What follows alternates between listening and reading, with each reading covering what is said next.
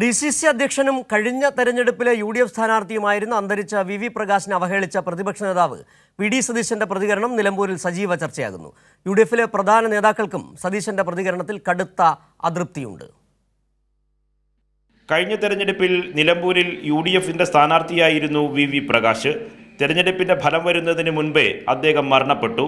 തെരഞ്ഞെടുപ്പ് തോൽവിക്ക് കാരണം ആര്യാടൻ ഷൗക്കത്തിന്റെ നേതൃത്വത്തിലുള്ള അട്ടിമറിയാണെന്ന് പ്രകാശൻ അനുകൂലികൾ ഇന്നും വിശ്വസിക്കുന്നു.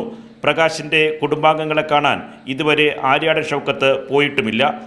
ഈ വിവാദം മണ്ഡലത്തിലാകെ പടരുന്ന ഘട്ടത്തിലാണ് പ്രകാശിന്റെ കുടുംബത്തെ ആകെ അധിക്ഷേപിച്ച് പ്രതിപക്ഷ നേതാവ് VD സതീശൻ നടത്തിയ പ്രതികരണം. VV പ്രകാശിന്റെ വീട്ടിലെന്തിനാ ഷൗക്കത്ത് പോകണം?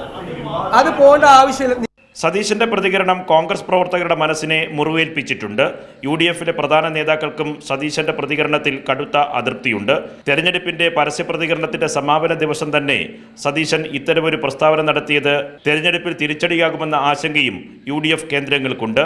അതേസമയം ഇടതു സ്ഥാനാർത്ഥി M സ്വരാജ് കഴിഞ്ഞ ദിവസം VV പ്രകാശിന്റെ കുടുംബാംഗങ്ങളെ സന്ദർശിച്ചിരുന്നു. നിലമ്പൂരിൽ നിന്ന് നിർവൻ ചക്രവർത്തി, കൈരളി ന്യൂസ്.